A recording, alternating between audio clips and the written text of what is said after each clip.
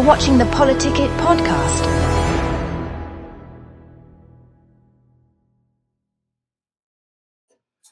Welcome back to another episode of Politicit Dixie. Today I am here with Nichole Isom. She is a candidate for the state school board. And welcome, Nichole. So happy to have you here today. Thank you. Will you tell us a little bit about your district so that people who are watching know exactly which areas you're going to represent? You bet. I will be representing district number 14. This is actually the largest district in the state of Utah from the state level. It covers from Nebo School District all the way down to Cedar City and then across from Delta to Moab. So it is the largest third of the state, and most of the rural schools will be in this district. Okay, so lots of rural areas. So probably lots of travel time for you. 10 counties. Yes, I'm on the road all the time. All right. Well, we're so glad that you would be willing to do that. I appreciate that. So it's probably been a lot of traveling for you to get to know your constituents, but so grateful that you are willing to throw, your hat in the ring and willing to serve, and would like to have our viewers get to know a little bit more about you. So just tell me some background that you think would be good for them to know about you. Sure. I'm a mother of 4 children. I'm host mother to 39 foreign exchange students. Oh gosh. I was raised with 4 foster kids in my home, and I genuinely love all kids of different cultures, faiths, and religion, and it's something that has been dear to my heart that I wanted my children to experience. My background is education. I have a BYU degree in marriage and family life. I did go to the University of Utah and study special education, and my passion has been teaching. Though I don't have a teaching certificate, I have been highly involved in the public schools. I helped to start a charter school here in Washington County. In the public schools, I've been in the special education department as an assistant teacher. I've worked with teaching the deaf. I've taught American Sign Language for 11 years. Wow. And I'm a mother of an autistic child, so my heart is very much involved in the special education world. I have been a teacher of English as a second language, U.S. history, and my time recently has been creating education as a manager for different corporations. So here in Southern Utah, that was Liberty Village. I was the education and curriculum writer for that wonderful place that's being built. Right. Also, I've worked with Glenn Beck and helped to was on the management team of his artifact tour that came through here in Washington County a couple of years ago. Oh yes, yes. Is that at the Tabernacle? Is that where that was? That was in the city office building. Okay, right next door. Yeah. Okay. Very cool. Yeah. And then I also helped to create the very first education department for the Utah Shakespeare Festival. So I've always had my heart in the ring of education. That is a really large history. That is wonderful. I love that you have so many different areas that you have worked in to move education forward on things and areas that you're passionate about. That's pretty incredible. So very cool. So tell me a little bit. I know you had some pretty cool endorsements too from people who really think the same, that they appreciate your history and all of the work that you're doing in education. And so tell me about some of those really fun endorsements. Will be growing triple fold today, but I can't announce all of them yet. Yeah. Yeah. The ones I can announce, I am trying to get the seat that Emily Green has been in for the last 4 years, and she's fabulous, and she did give me her endorsement. Grateful for all the work that she's done. Also, Trevor Lee has endorsed me, and again, I have a lot more names that are coming out today, but those are my 2 really big ones. Okay, that is awesome. I did see Trevor Lee's. I think that came out yesterday. I saw that, and that was great. So Awesome. And there are more, so make sure you watch for those other endorsements that are coming. There are a lot of people who think Nichole is absolutely the right choice for state school boards. So, and I think that with your credentials and your experience and some of what we're going to talk about in the second half of the podcast is kind of her why for getting involved and wanting to make sure that we have a conservative vote here on the state school board in the state of Utah. So we will just take a very quick break and we will come back and talk with Nichole some more about some of what she wants to accomplish on the state school board. Right? Okay. Tired of media bias? Frustrated by political noise? Politicit.com cuts through the clutter, giving you real facts, clear analysis, and unbiased insight on the issues that matter most. Stay informed, stay empowered. Whether it's elections, policy changes, or breaking news, we've got you covered. No spin, no agendas, just truth you can trust. Visit Politicit.com today because informed citizens shape the future. Politicit.com, where politics meets clarity. Welcome back to Politicit Dixie. I'm again here with Nichole Isom, and we want to talk about some of her priorities and her why for why she decided to run for state school board. So tell me about those. Sure. My why actually started here in Washington County. I lived in Hurricane for 15 years, and my kids were in the public school system, and it was brought to my attention that a group of parents had found a list of sexually explicit pornographic material that was here in Washington County school libraries. And I found that to be really hard to believe. We have wonderful teachers. We have great librarians. Right. I loved our admin. Right. And I trusted them that my kids were safe in school. Yeah. But the curiosity got to me. So I Yes. went to all three of the schools that my children were attending. Mm-hmm. And sure enough, in my child's high school, we found 80 books that were listed. With my middle schoolers, we found there were 40 something, and then we had about 17 in the elementary school. But these are books that are not just concerns like Romeo and Juliet, where we know sexual activity is happening in the background. No, these are books that we could easily categorize into the ratings of R or X rating. Right. And if someone were on the street and they were to hand this book to your child, this would be considered distributing pornographic material, and that person could be arrested and go to jail. Right. So for But we're in such a lot of material schools. in our public school, that's Right. where it's the biggest concern. Right. So we had a small group of about 10 people Mhm. and that were concerned in Washington County, and over a year period we did a lot of research. We brought it in. We talked to our great school board down here. As parents, we were not allowed to read the material in front of the adults at those Right. meetings. That's right. And here I we checked it remember out of that. our kids' schools. That's right. They But- shut it down when those materials, and I think that that's something that was happening nationally. That wasn't something that was exclusive to here, but I think part of us hoped that it wouldn't be something that could happen in Washington County.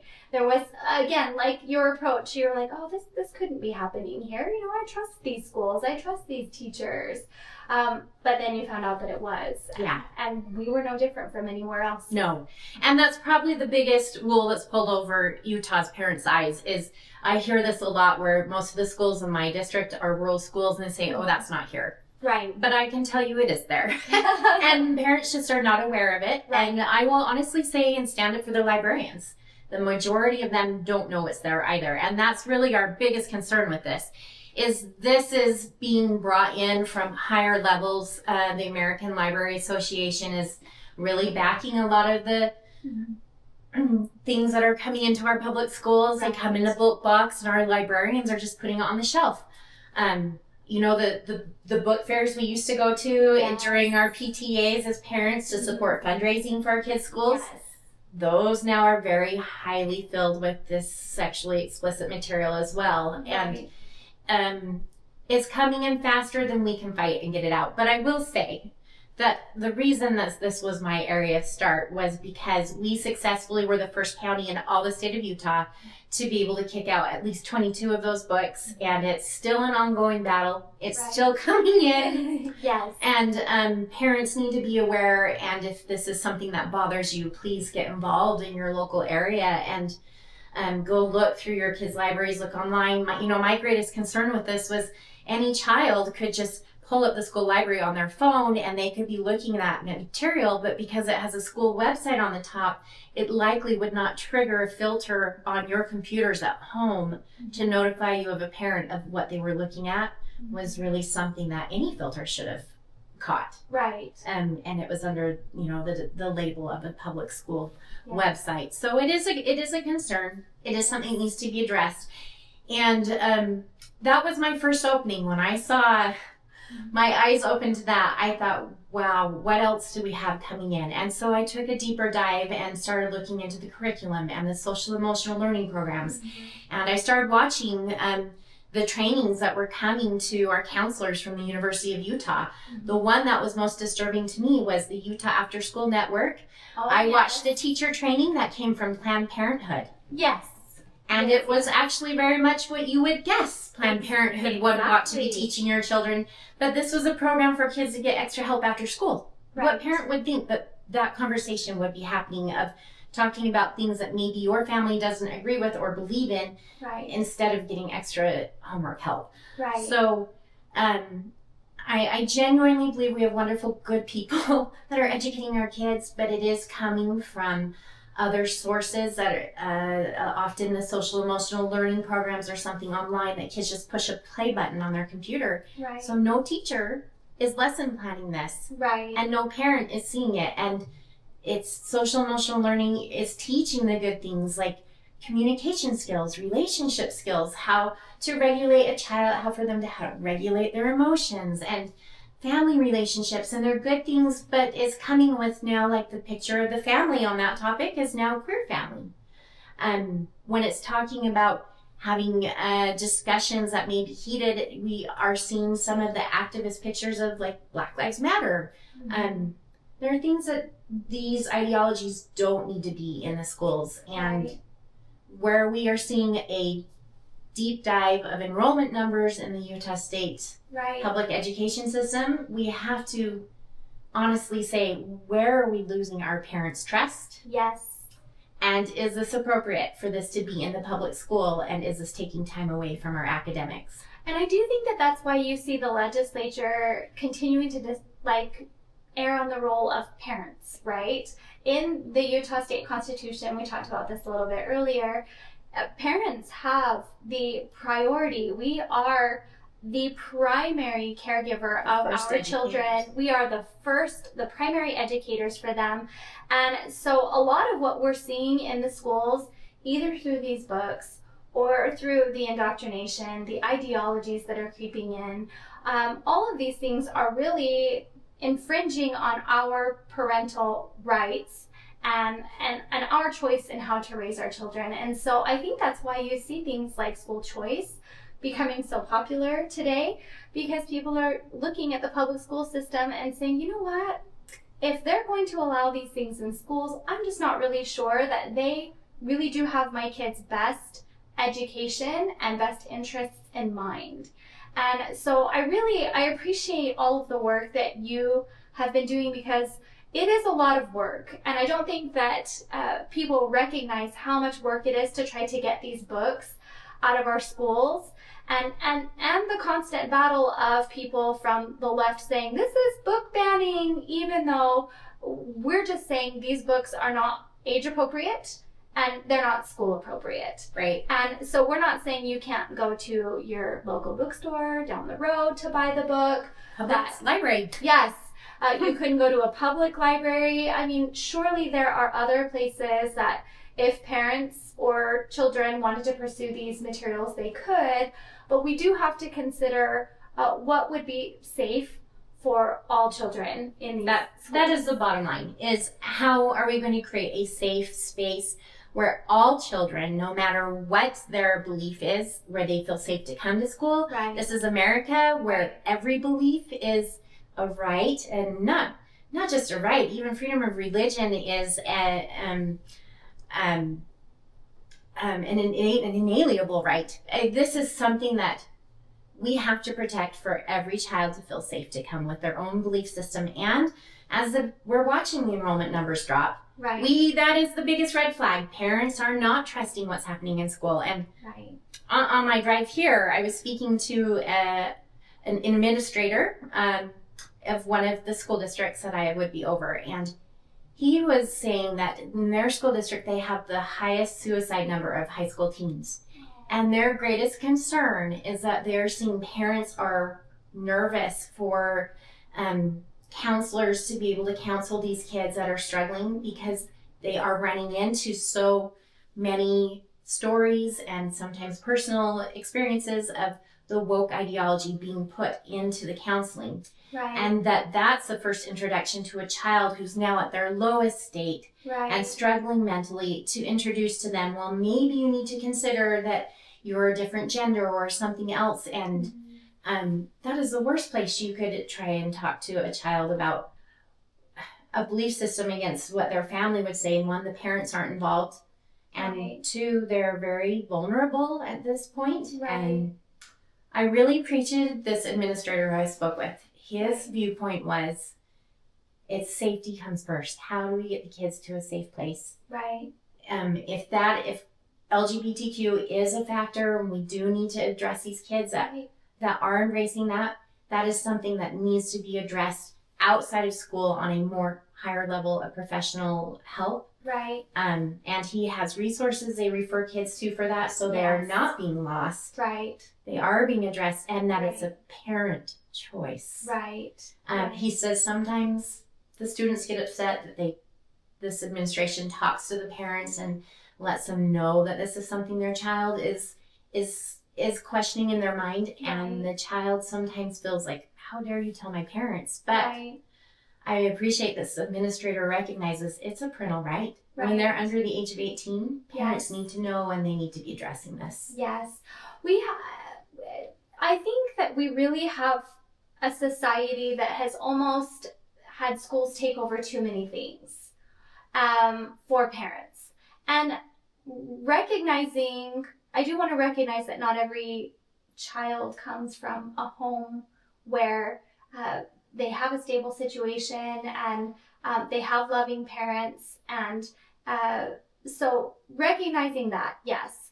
But also, we have to allow parents that primary responsibility, giving parents the opportunity, giving parents the resources, and saying, hey, like, we see your child having these problems. How can we get you the right resources and the right help? I think that's definitely the right approach, because schools have been taking on getting mental health counselors and getting all of these other things. And as these things are happening, you notice that these crises are only getting larger. The numbers are only going up. They're clearly going the wrong direction. And again, I think that's because schools weren't meant to take this on. No. This is part of the family. And recognizing that it is a parental right and it is a parental stewardship to know our children and to do what it takes to get them to a healthier place. Absolutely. Yeah. No one needs a soapbox in the public school system. When those children come through our door, every child at school needs to feel safe, no matter what their belief system is. And we respect what their family belief system is, and we don't try to persuade them or force them even to believe somebody else's belief. Right. That's against our whole purpose of freedom of religion and belief in our country. Right. So it has to be respected both ways, minority or majority, or no matter what race or religion or creed, or it's the respect has to be there. And it's so simple. It just needs to go back to the golden rule. We treat every kid welcomed, accepted, and kind, and you're okay to be unique however you believe. Right. And we get along as friends that way. Yes. And I think that's what we need to be teaching our kids, instead of teaching them that there's a different group that's a minority, thus they get special treatment. Right. That's not a safe space for the other kids. Right. And when we take, I guess I worry too, when we take the focus off of instruction, when we take the focus away from all of these academics, where is Utah at academically? Thank Where, especially, I feel like in the last 5, 10, 20 years, right? You look at even at a broader national level, President Trump has been saying, like, let's abolish the Department of Education. Maybe we're not heading in the right direction. So 2 big concerns with that. Right now, Utah, our graduating class, our seniors that are moving on to college, their reading average is in the 40th percentile. Their math is in the 30th percentile, and science is in the 20th. Wow. This is the lowest IQ that we have ever had with a graduating class in the history of every generation in Utah. That is so So disappointing. what we are doing right now is not working, and we need to step back and evaluate why. And another part of this is we are seeing so many teachers, I've run into so many on my campaign trail, who are frustrated with what is happening in the public school, and they are leaving teaching in the public school system because they feel like they don't have a say. They feel they're worried they're going to get replaced with AI. They're not happy with what's happening. So I've really tried to examine why. Why are we at this place? This is what I've come upon. We have what was introduced in the year 2019 called the Portrait of the Graduate for the state of Utah. Simply put, it is the outline of what the state school board has said we need to be focusing on these aspects. There are 13 that are listed on the website. Only one of those 13 is academics. The rest focus on social, emotional, and all these other things that allow and open doors for ideologies to come into our schools that are taking up space from what traditionally had been focused on math, reading, writing, science, history, and the important core things that prepare a child for a future with skills to be able to have a career. Right. Now we are so hyper-focused on talking about the ideologies that are coming in the schools. We have created a trap where we now are entitling kids to believe that they are special based upon a choice that they make sexually or by a gender, versus just saying, you're wonderful as you are, and come as you are, and let's learn. And Right. I see that as creating a big problem. Right. Also, another part of this that concerns me is the amount of time our kids are now on the screen. Yes. So Every parent in the state of Utah, in fact, I'm a board member at Utah Parents United, and that was the largest issue. That video had over 1 million views. Yeah. There is nothing parents reach out more about than screen time. Oh, I in appreciate schools. Utah Parents United for bringing and highlighting this so much. Yes. Here are some of my big concerns. Okay. I was a school teacher online teaching English for a very, very large organization. And we received an email overnight that 7,000 of us American teachers were fired. And we were being replaced with our own faces and our own images on the screen with all 6 years of my lesson planning to continue teaching my children. And AI took over our jobs. We all were fired. That's wild. Well, in March, our wonderful First Lady walked out of the White House, a robot, and introduced it as the new future AI teacher.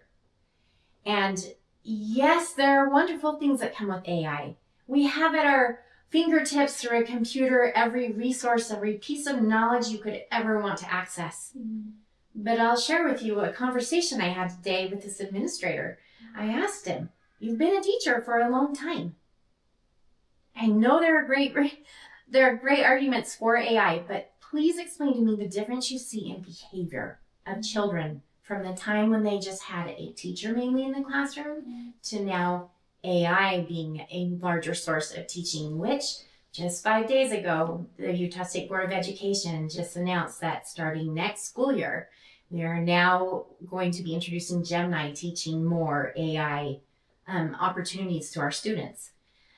So I did ask him, what is the behavior like, the difference? And his reply was, oh, it's night and day.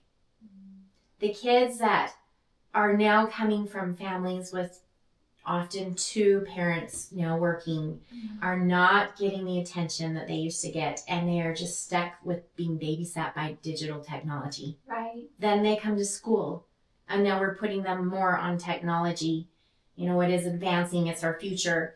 But, and then we're also taking away the private instruction with a teacher who we could never replace a teacher. That's a living, breathing, caring, emotional human. Right. That knows your child. The irony of all of this push for social emotional learning and the introduction of AI that absolutely eliminates all of these social emotional.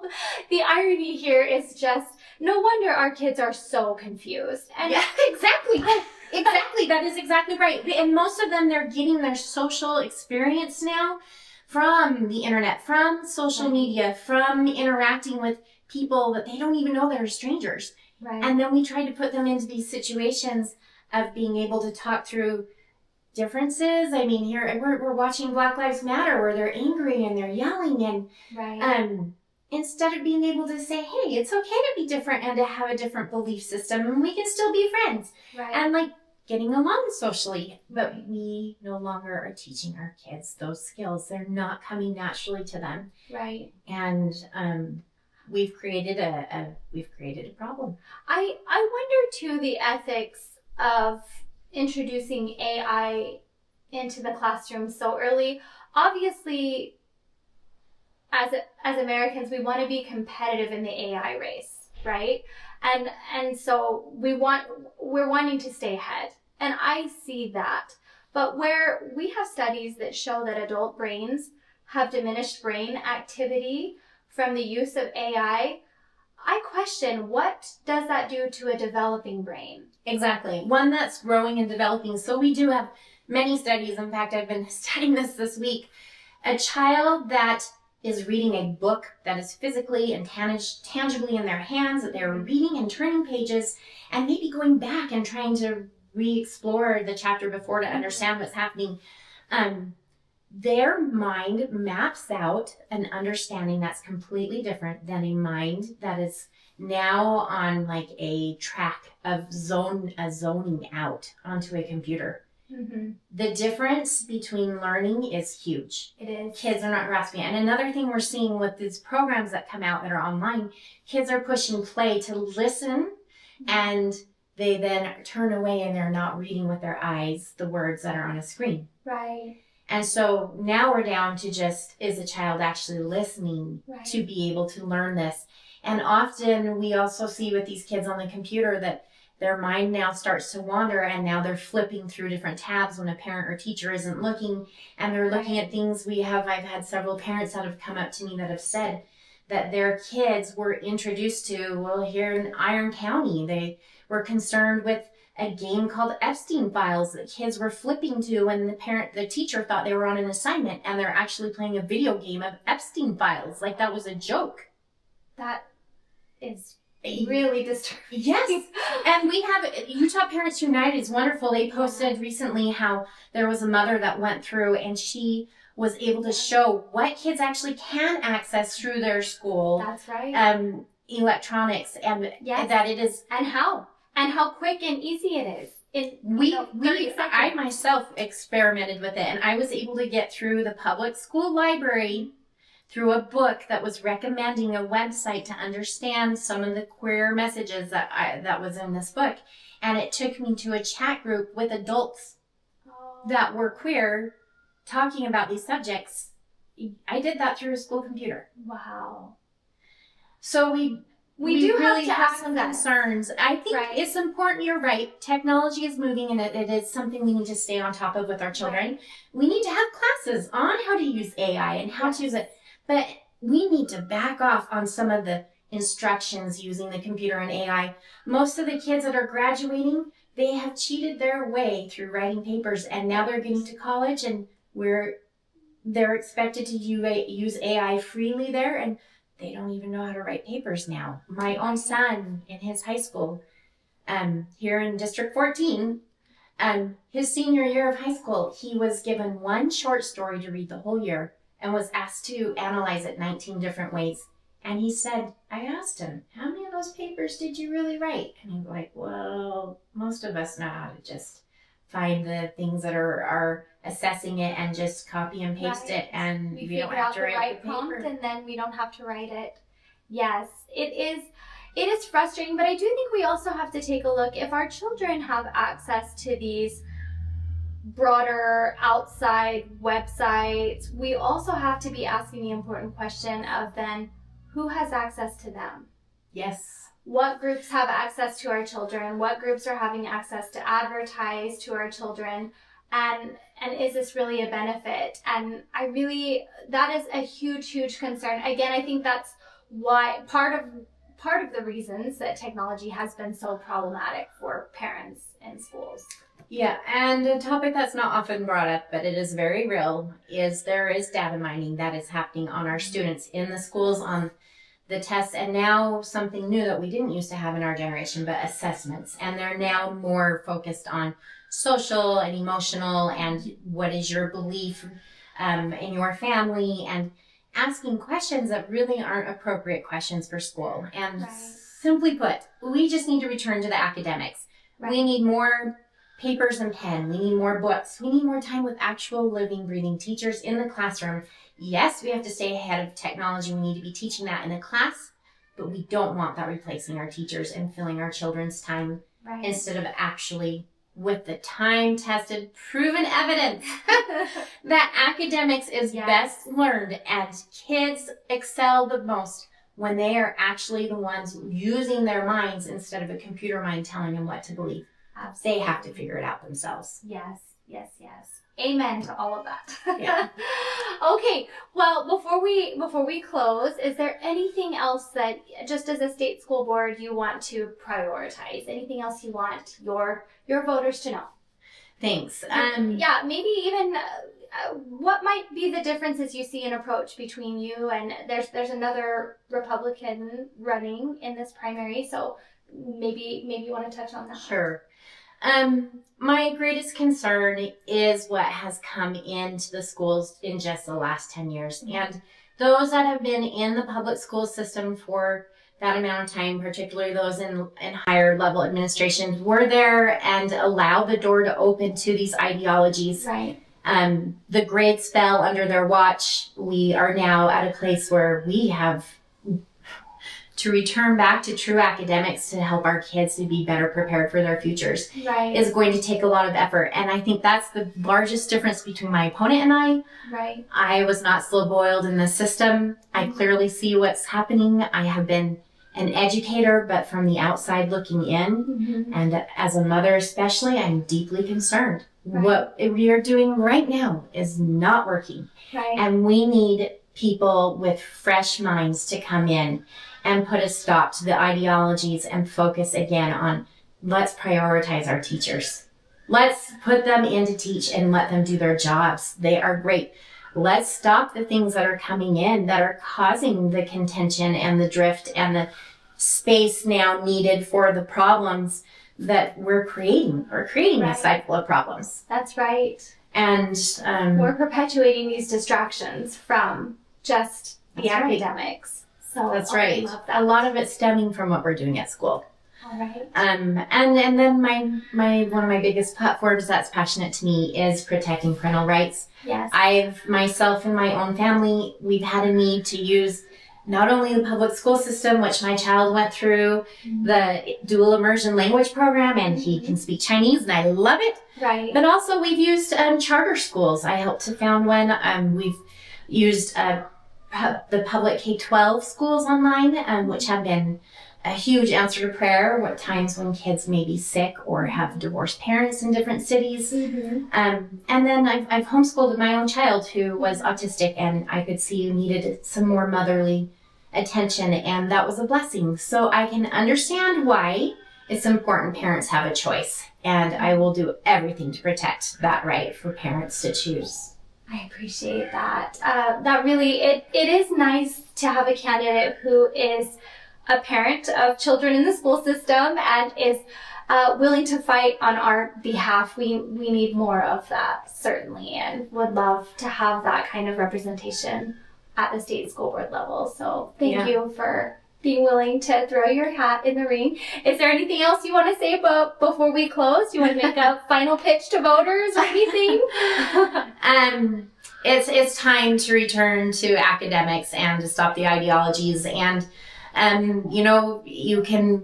you have a vote between two people, and it simply comes down to those who allowed it in, and between me, who I really feel it's time for us to focus and appreciate our teachers, protect them from the future that's coming so that they are not replaced by AI, and protect the privacy of our teachers and our students, and to also be able to work peacefully with the board to be able to come to good solutions that our state is needing. And where we have several conservatives leaving this round, this school year, if those conservatives are not replaced, our school board could easily tip to a liberal perspective, and we will become the next California of education.